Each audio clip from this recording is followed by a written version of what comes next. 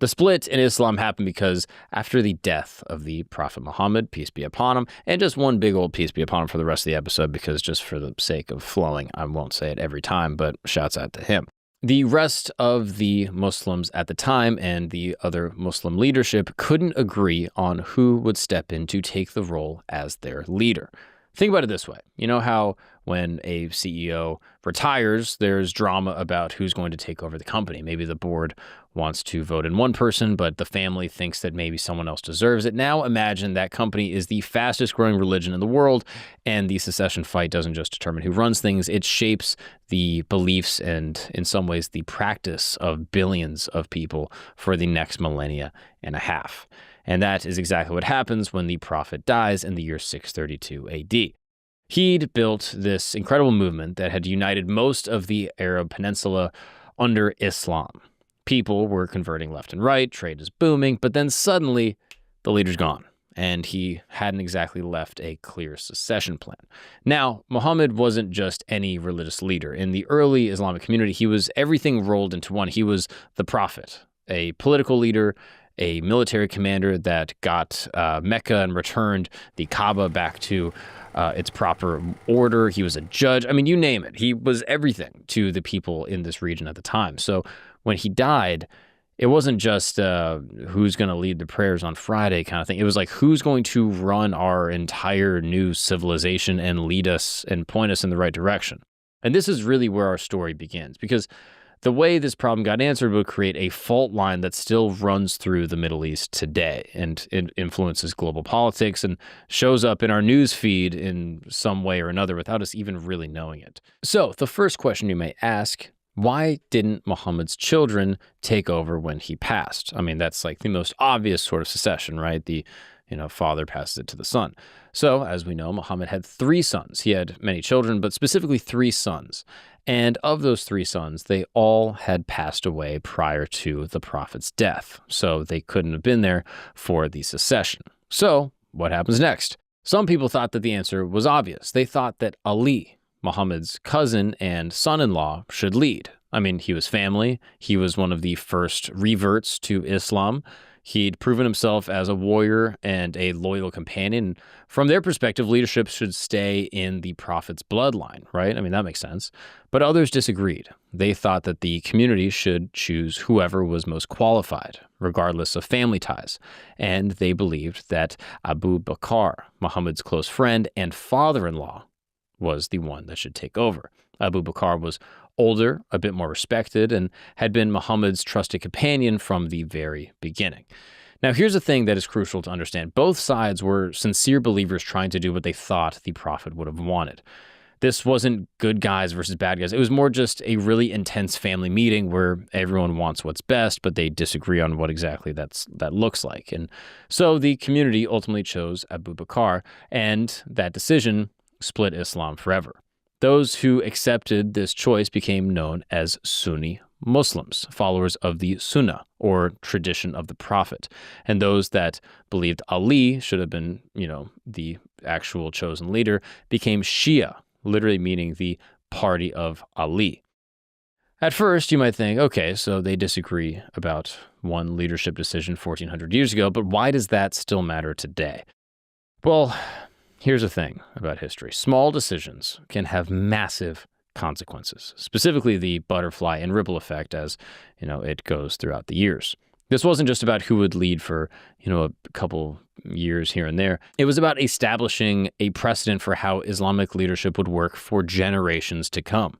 Because after this new leader, Ali or Abu Bakar, goes and passes on, where does it go from there? Does it continue to go to the most qualified person appointed by the current leader, or does it go to someone in the family line? And this was never officially codified. And that precedent would shape everything: how religious authority works within Islam, who gets to interpret Islamic law as time changes, what the relationship should be between political and religious power, whether leadership comes through bloodline or community election. These are fundamental questions and more, all trace back to the day Islam lost the prophet, that moment in 632 AD. Now, it's worth stating that the Quran is an inspired holy book that was, basically given to the prophet by God. It was just spoken specifically by God. It is the holy scripture of the Quran. So this leadership distinction is not necessarily, changing anything about the faith or the religion. It's rather who's going to interpret it for the future. What if something comes along like, AI or some type of weird gambling intermediary thing? Who's going to interpret whether that law is valid for Muslims to practice or not?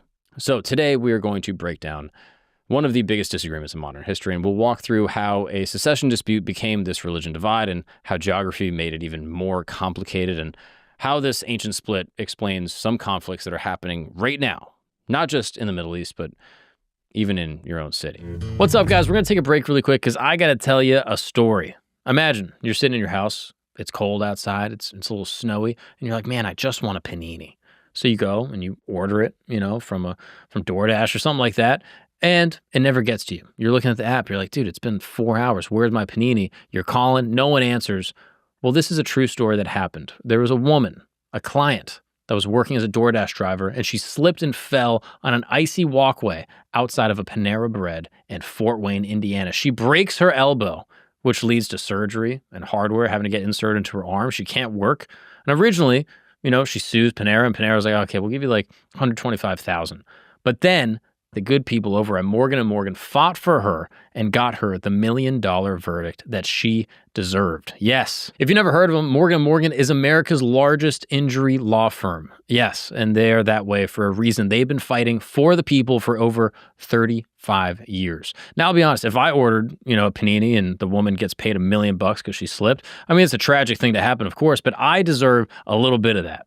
I should get a cut at least, right? I'm the one that ordered the panini. If I never ordered that panini, she never would have slipped, never got $1 million, which obviously she deserved. You know what I mean? But maybe next time she gets $1.1 million, I can get a cool 100,000 out of that. Regardless, all I'm saying is if you're ever injured and you are looking to get the money that you deserved, the compensation that is entitled to you from your injuries, Morgan & Morgan could be the way to go. Hiring the wrong law firm can be disastrous. I mean, you can be locked up in litigation. It's a nightmare. But hiring the right law firm could substantially increase your settlement. And with Morgan & Morgan, it's easy to get started. Their fee is $0 unless they win. That's right. Their fee is free unless they win your case. You don't pay you pay 0 cents unless they win your case. You can visit forthepeople.com/Gagnon, Gagnon. That is forthepeople.com/Gagnon, or dial pound law. That's pound 529 from your cell phone. That's forthepeople.com/Gagnon, or click the link in the description below. And thank you so much to the good folks over at Morgan & Morgan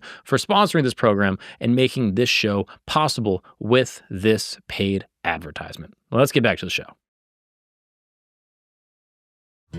So, this feud wasn't just an ordinary disagreement. This is a fight that would basically split the world, and the fastest growing religion forever. So let's look at the moment, all right? June 8th, 632 AD. The prophet has just died unexpectedly in Medina, which is in modern day Saudi Arabia.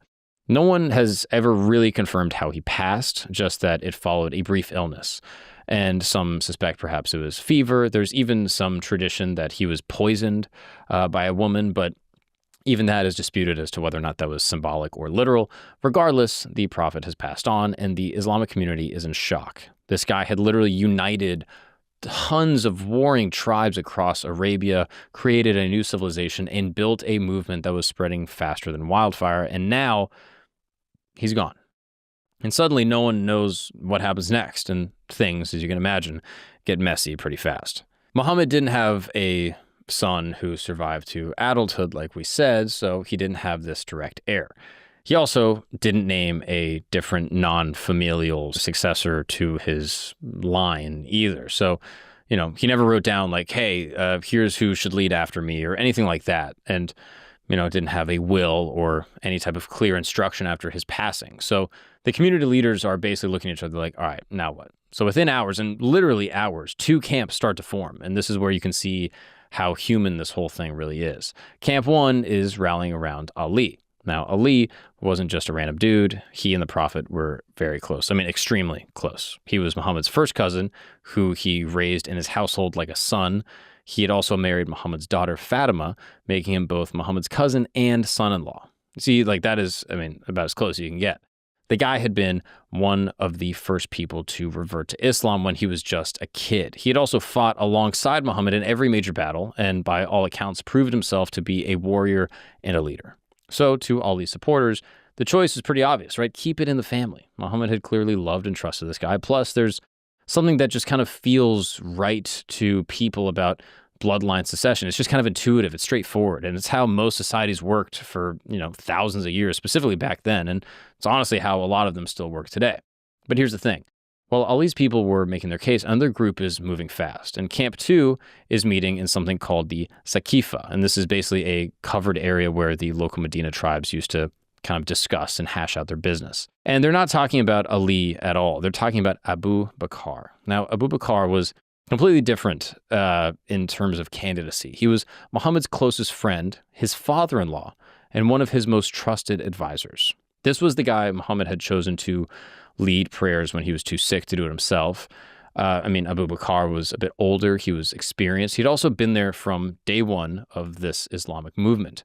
And here's where it gets interesting from a political perspective. Both sides had really good points in favor of their candidates.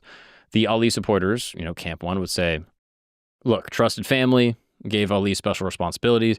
There's wisdom in keeping leadership in the bloodline, and it provides continuity, legitimacy. Bang. Camp 2 just had a different view for what the qualifications should be. The Abu Bakar supporters would say, look, this isn't a kingdom. We don't do hereditary rule here. We choose our leaders based on who's most qualified, who the community trusts, who can actually do the job the best, and we choose leaders not on birth or, who their dad was. We choose them based on merit and how good they are at leading our caliphate. So, neither side was wrong exactly. They just had different ideas about how leadership should work. And, it's a reasonable thing. You could imagine like a kingdom in England, right? And being like, all right, the king is dead. Do we bring in, his son, or do we elect like a really competent general that understands how to do politics? It's like, look, both of them could work. But as with everything in life, timing is what matters. And Abu Bakar, that is Camp 2, they moved faster. While some of Ali's supporters were still dealing with Muhammad's funeral arrangements, the Saqifa happened quickly. And Abu Bakar got chosen as the first caliph, literally meaning the successor. Ali's people felt blindsided. They thought this was supposed to be a community decision, but it felt more like a sneaky political maneuver. Imagine showing up to a family meeting about, your grandfather's will, only to find out that your cousins already had a meeting yesterday and divided up everything without you. And you would probably feel a little bit annoyed. Now, here's what's crucial to understand. While his supporters were furious for sure, Ali himself didn't start a war over this. He was upset, sure. But Ali eventually, after about 6 months, publicly accepted Abu Bakar's leadership for the sake of unity, which is, in all fairness, a pretty humble move, to be honest. And this is a good time to remember that these weren't just political factions. They were sincere people. They were united by a faith, by a belief in Allah, trying to figure out what was best for their communities. And Ali could have split the Islamic world right there, 632, bang, and just created a whole new faction that went to war. Instead, he chose unity over what he, could have insisted was a personal claim to leadership. But the people who had supported him, they didn't move on as easily. They became known as Shiat Ali, the party of Ali, or just Shia for short. The people who had supported the community's choice of Abu Bakar became Sunni because they followed the Sunnah, or the traditional way. And right there, in those first few months after the Prophet's death, you have the Great Divide. The Sunni precedent was the community chooses its leaders based on qualifications and consensus. And the Shia precedent was leadership should stay within the Prophet's family line, and Ali was robbed of this rightful position. Some in the Shia camp have even suggested that there is some hadith that actually corroborate with the idea that Ali should actually be the successor. So there it is said in the event of Ghadir Qum, where he reportedly said, whoever's mullah, which is the leader or the protector, I am, Ali is his mullah. Now, that basically means, whoever I am protecting or leading, Ali is also leading. Now, some people argue that this is more spiritual guidance and not necessarily a political appointment, but still, this just contributes to the rift. Now, as we can imagine, it doesn't end there, and things just only continue to get more political. Remember how Ali eventually accepted Abu Bakar's leadership for the sake of unity? Well, that unity didn't last long. After Abu Bakar died, the leadership passed to Umar and then to Uthman. And Ali's supporters kept on waiting for their guy to get his turn. And then finally, in 656 AD, 24 years after the Prophet's death, Ali was effectively appointed to become the fourth caliph. But by then, the damage was done. Those 2 decades of waiting had created a lot of resentment between these two factions. So when Ali eventually did become the leader, he faced immediate challenges to his authority. There were civil wars and political assassinations, and eventually Ali himself was murdered in 661 AD. And here's where the story takes a dark turn that would kind of change everything that followed. After Ali's death, his son, Hussein, Muhammad's grandson, tried to claim leadership. Once again, you have the succession problem. You have Ali's side saying it should stay in the family, and you have Abu Bakar's side saying it should be the most competent person.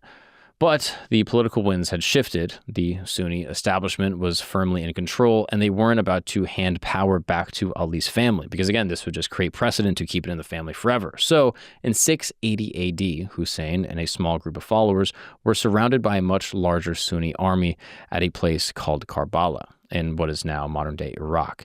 Hussein was killed, along with most of his companions. For Shia Muslims, this wasn't just a political defeat, it was martyrdom that would come to define their entire identity. Think about how Christians remember the crucifixion, or how Americans remember September the 11th. For Shias, Karbala became that kind of defining moment. It proved in their minds that the rightful leaders of Islam, the Prophet's own family, had been persecuted and murdered by people that they saw as illegitimate, you could say. So when you believe your leaders were divinely chosen, that kind of changes how you think about leadership and how strongly you feel about the person in charge. And then when they're, murdered by their enemies, it changes how severely you might respond. So Shias believed that the idea that only certain people, descendants of Muhammad's daughter Fatima, could be the true leaders of the religion. They were the ones who were chosen. They were divinely guided. They had been inspired by God. They were these leaders, the imams. That is who God has called. Now, the Sunni looked at this and said, whoa. That's not how this works. From their perspective, religious authority comes from scholarship and community consensus and following the traditions that Muhammad had established. You don't need to be a part of a special bloodline for access to God. That's not how Allah works. You need to study the Quran. You need to understand Islamic law. You need to have the community trust. And that being said, the Sunnis didn't believe in the same kind of divine ordination of the, caliph as the Shias. So it just, again, comes down to this fundamental disagreement. And in my opinion, both sides could work. It's just a matter of which one did. Not to mention these Sunnis are saying, well, we already established that Abu Bakar is the person that's going to take over. So it's going to be the, person that the community chooses next. Shias believed in this unbroken chain of divinely guided leaders, starting with the Prophet. So Sunnis believe in this collective scholarship and community decision-making, starting with the Prophet, but not necessarily biologically linked. Now, this single difference in religious authority would lead to all the other differences too.